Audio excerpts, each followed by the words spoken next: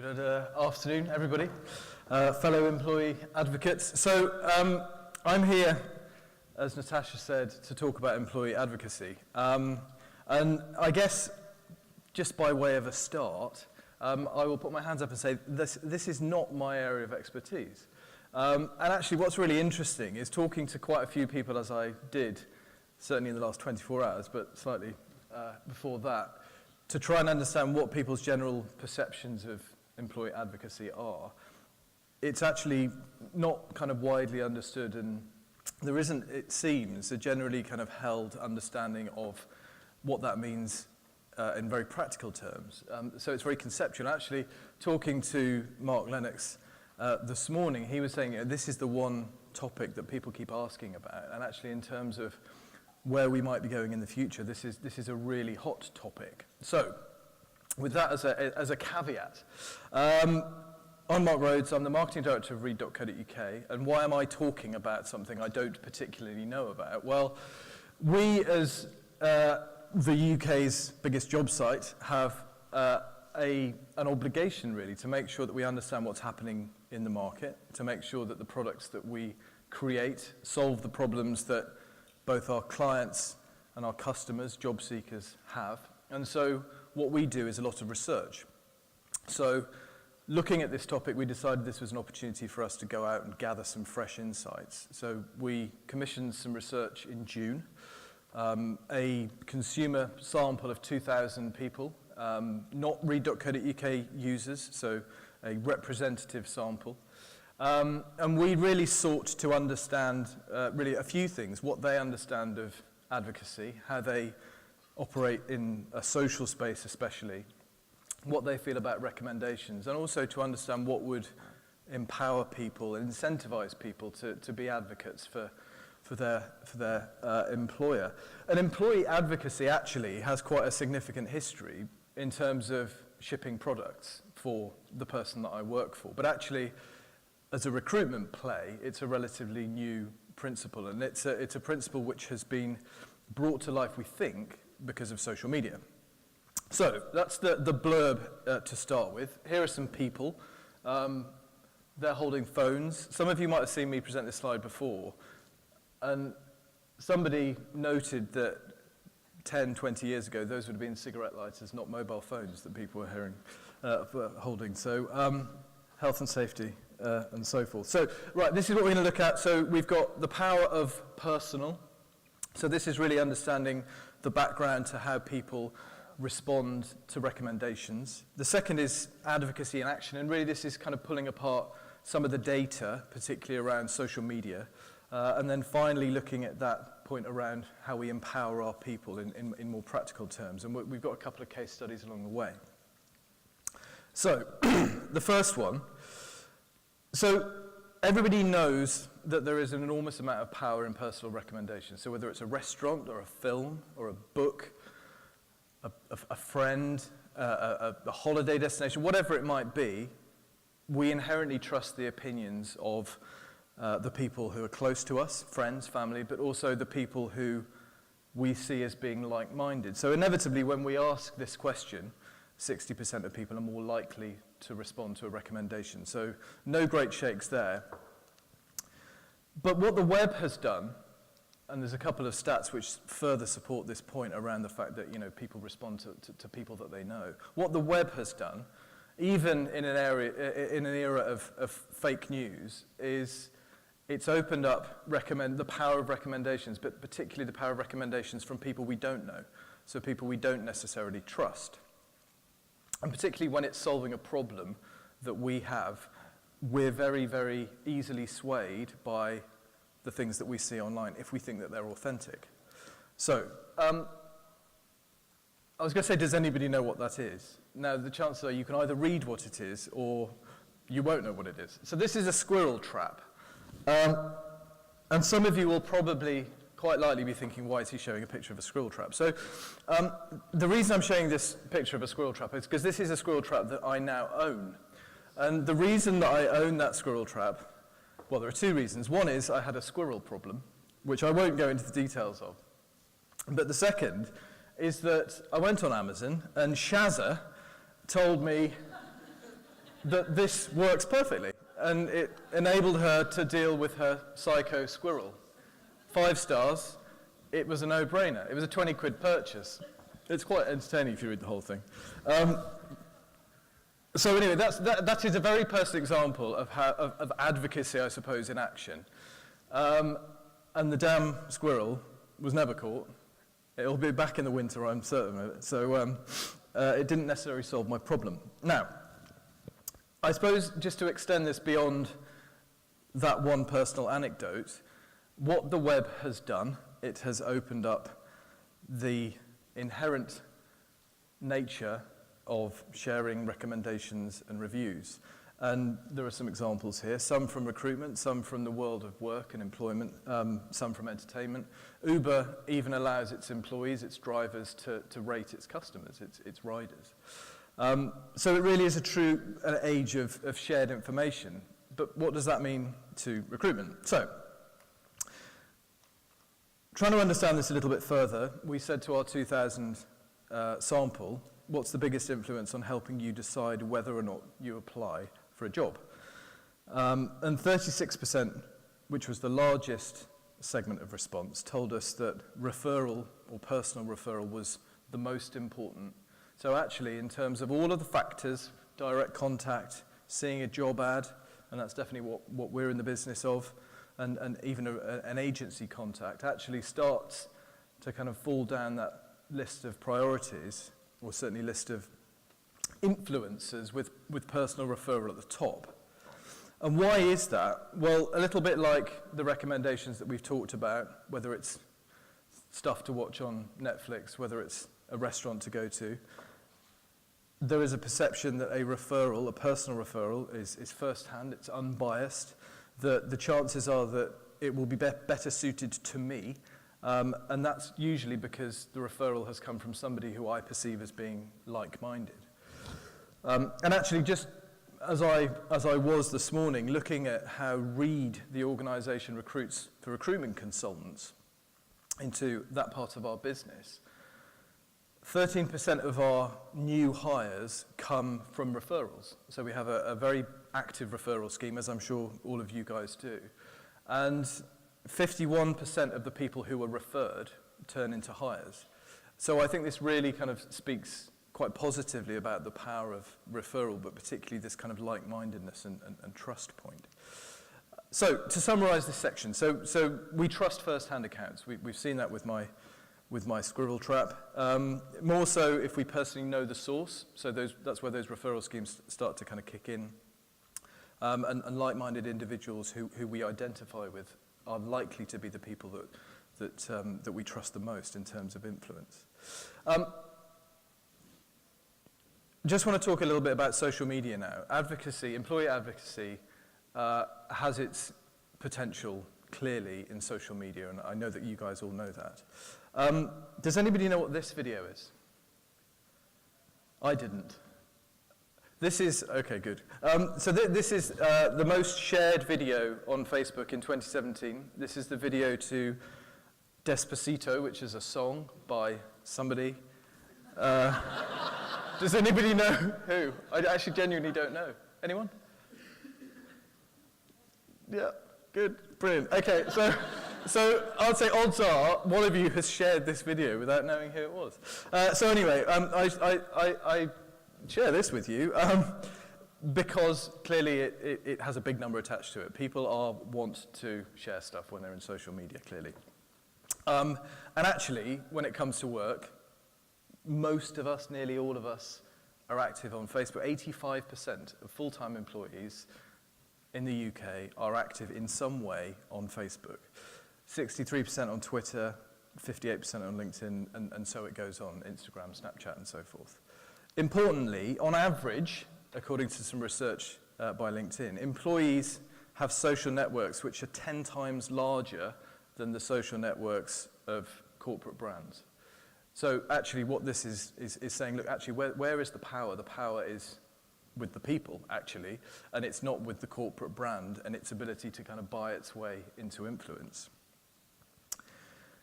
How often do we post or share? Well, we're pretty active by the looks of it. So, I mean, you can see there that more than half of Facebook users are posting daily or weekly.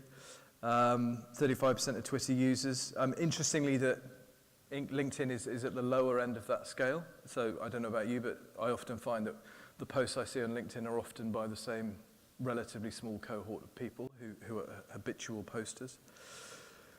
And in terms of sharing work-related content, so about 65% of us in total have shared work-related content recently, so within the last month.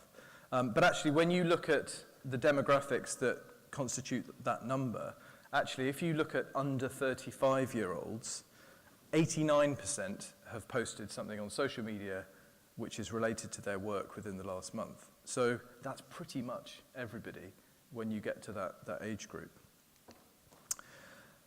In terms of liking, sharing, or commenting on your organisation's social posts, so a quarter of us have shared organisational content in the last week.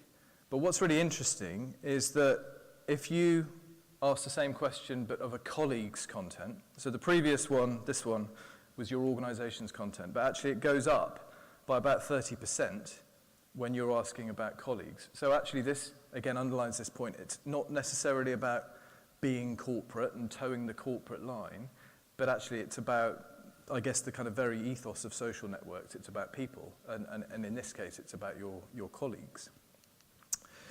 And importantly, employee shares have double the click-through rate. So if I share something, it theoretically will get double the click-through rate of something that my employer shares, even if it's the same. And employee-generated content is more frequently shared as well, so 24 times more frequently shared. So I realise I'm throwing lots of numbers at you, but I think the really simple message here is that authenticity, people, colleagues, co-workers, co-members, whatever it is that you call them within your organisation, the networks that exist between them are the really powerful ones versus the corporate social media manager saying, this is our latest annual report, this is what we've been doing, these are our latest figures that we've released to the city, or whatever it might be. So, I guess in summary, we share a lot, and probably most of us do, even if it's not Despacito, and we do it especially on Facebook at the moment. Although, one of the things you might observe with those numbers is the extent to which Instagram is on the rise.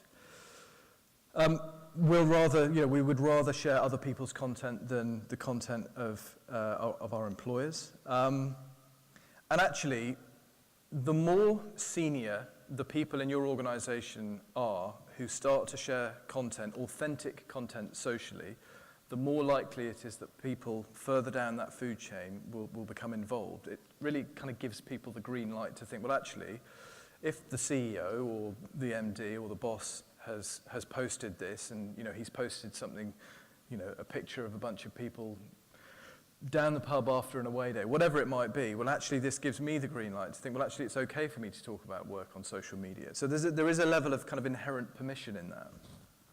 I think identifying who are the social influencers in your organization. So I think about my team, and I can think about one or two people in my team who use social media more than others, and actually they are likely to be the ones with more followers or more reach and more comfort in what they're doing in terms of how you're using social media, how they're using social media. So actually go out, identify them, empower them, and really enable them to start curating content, and look for ways to reward them as well.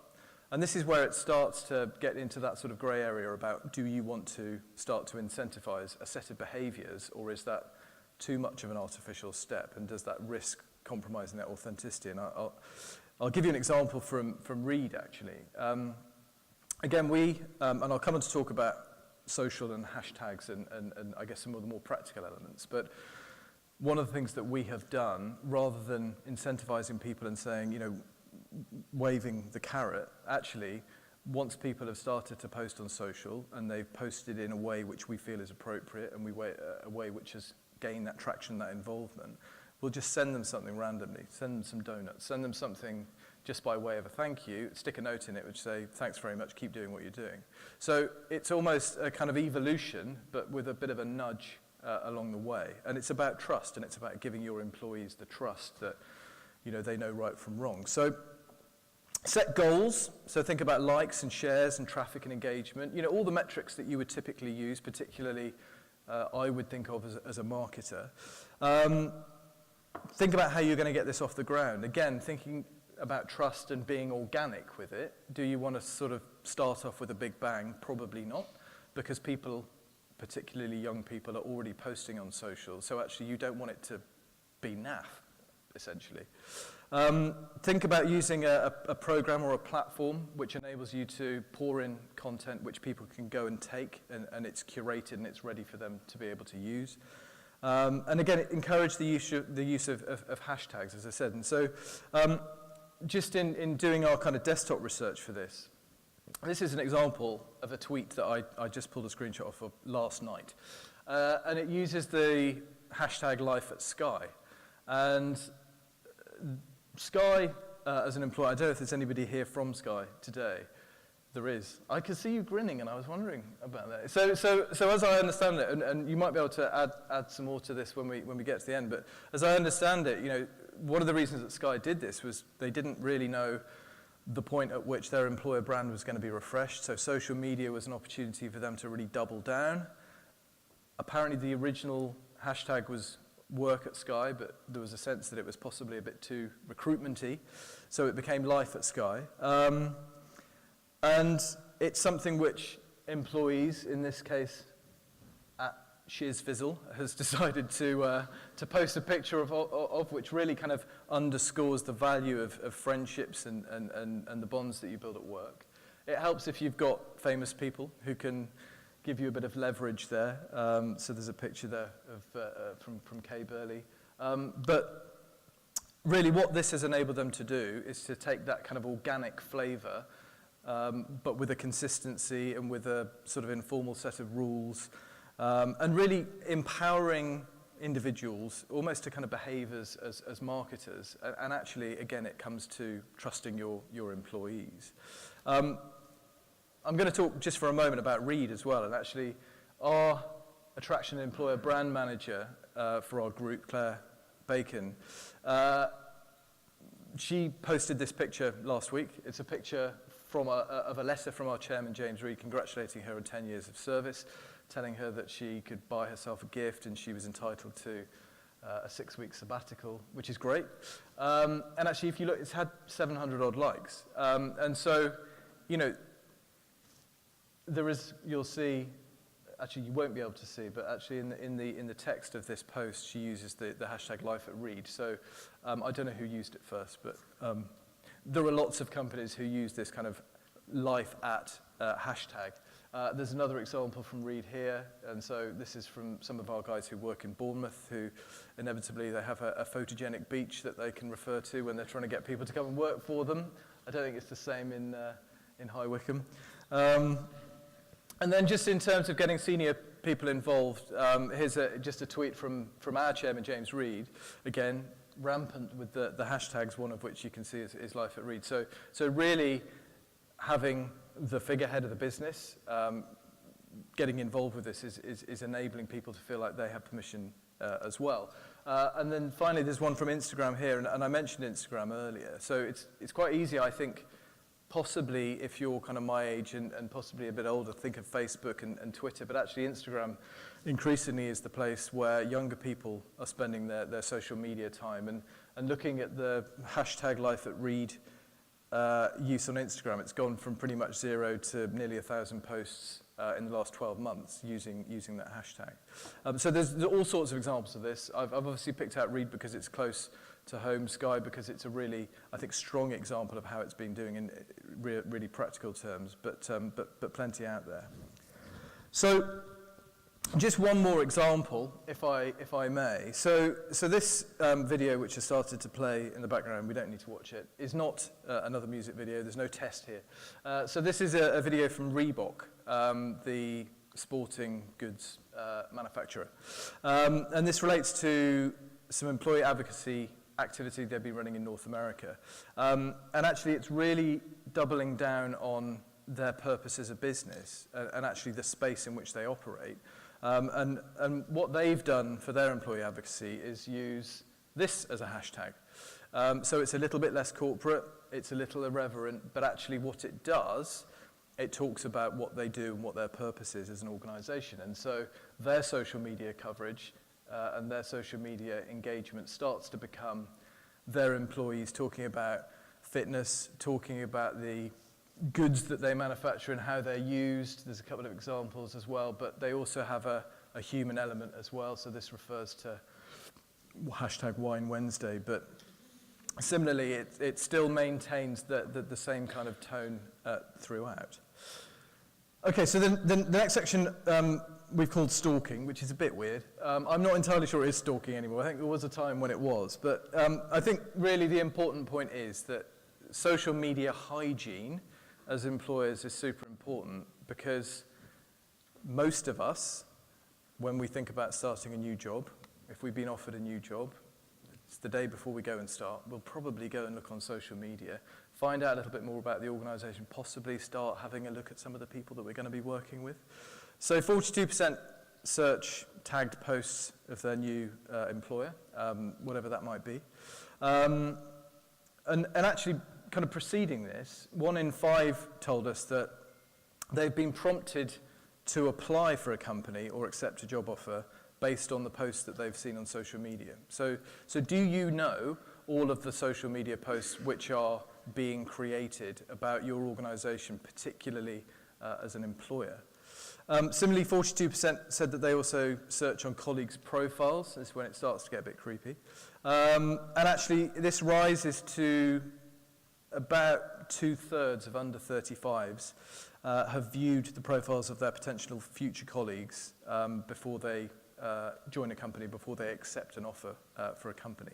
But importantly, 1/3 have turned down an offer based on the social media posts that they've seen about an employer or employees at their next employer. So there's a lot of power there, and I think for me it's about getting the basics right. And so if you look at the influences which really inform whether people decide to apply or accept or not, positive experiences, reviews online. So you'll all know about Glassdoor. I'm sure that it's something that you guys are all over, but actually, if you're not, how well are you managing anything which kind of sneaks in there, and what kind of an impact does it have negatively on your ability to recruit and engage? Positive posts on social, and actually positive media attention as well. So if your organisation is in the public eye, as I'm sure many of yours will be, how are you harnessing the value that your PR teams are getting to enable you to kind of turn that into an employee advocacy message? The factors that would stop people from applying, inevitably, kind of the reverse of the last one. So again, it goes back to the importance of knowing what's being posted, you know, maintaining it and keeping it clean and tidy. And again, posts I don't agree with. So if you've got a particularly outspoken chairperson in your organisation who has strong political views, for instance, then actually be prepared that those views may inhibit your opportunities or your chances of success when it comes to social media advocacy as well. So negative posts about the company and again, negative media attention. So the last point just on this section is social influencers. So some of you may have worked with social influencers, you may have been influenced by social influencers, but these are the people who are paid to endorse brands in social media, whether it's on Twitter, YouTube is a big one. There are lots of platforms upon which social influencers are making some money in order to be able to support and endorse brands. And actually, interestingly, half of us trust endorsements from employees more than we do influencers. So I think people are starting to become a little bit cynical and starting to see through that concept of the influencer. So just to summarize this section, try before you buy. This is something that we do. We check out our colleagues, we check out our new employer before we, before we start. Positive experiences, will mean that we're more likely to apply. Negative posts are not a good thing. So really just being on top of all of the social media output within your organisation. Okay, so the last section is about empowerment. So what would make employees become advocates? And this is going back to our research and our sample of 2,000 people.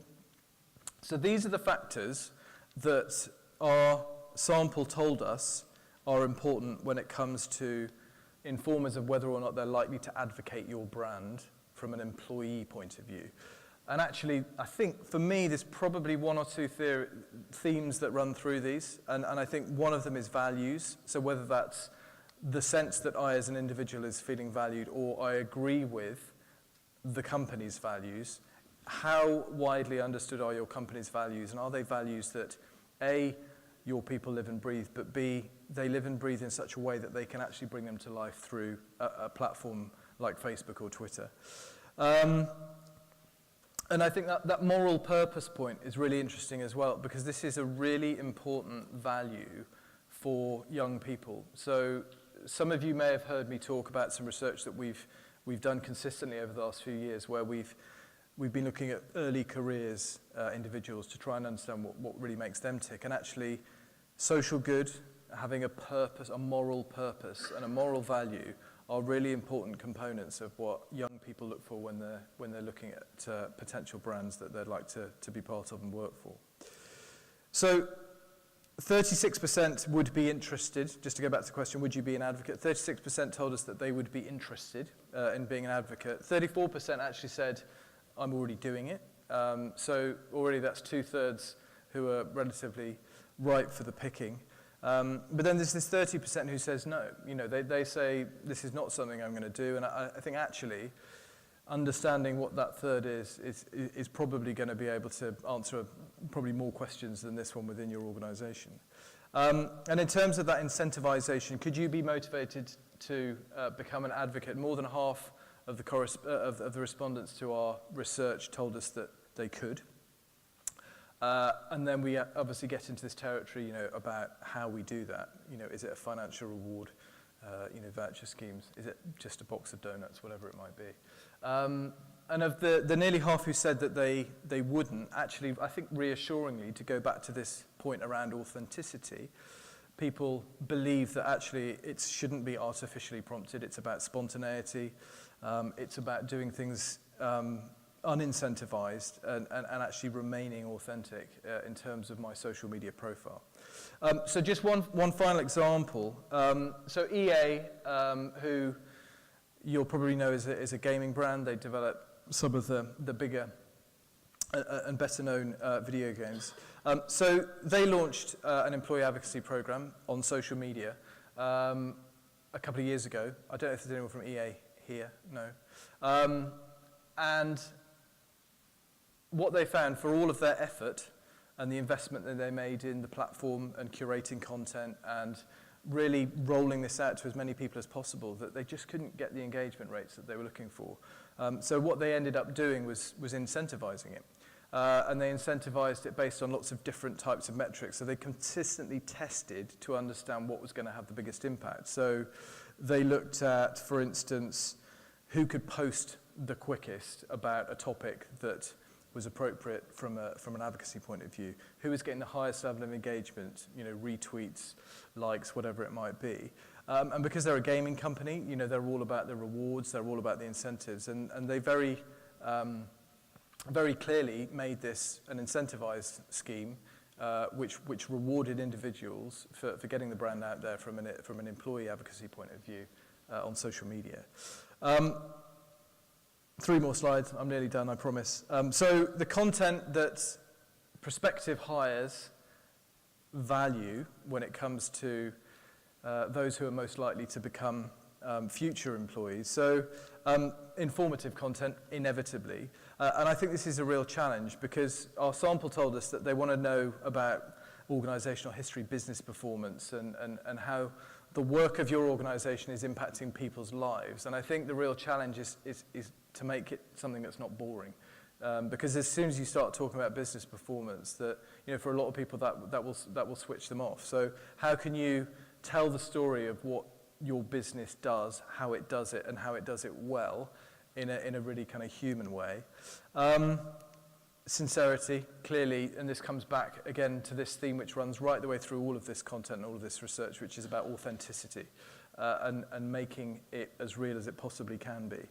And then finally, it's a bit obvious, and you know, possibly even sounds a bit lazy, but fun. You know, actually, as the old cliche goes, we spend all of this time at work, more time at work than we do with our families and our partners, et cetera, et cetera. Actually, people do value just the concept of having fun. And actually, in the social media age, that's one thing that we can all bring to life through video, through images, and actually really kind of capturing moments that people will look at and think, actually, that looks really good. I really want to be part of that. And again, to come back to that young person's research, this is super important for that early careers segment who are looking to extend the good times when it comes to starting to work. So to summarize, and thank you all for your patience, I know I've gone on a bit here.